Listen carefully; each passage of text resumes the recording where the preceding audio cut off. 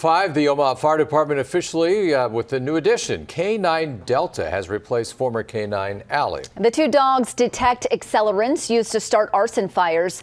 After 7 years of service, Allie got her certificate of service and can now retire.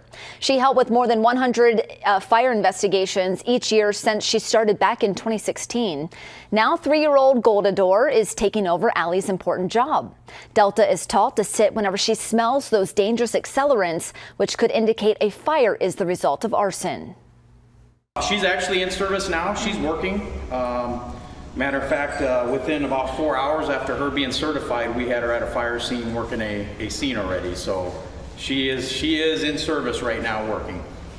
Both Allie and Delta are from grants by State Farm. Their job is funded entirely by donations.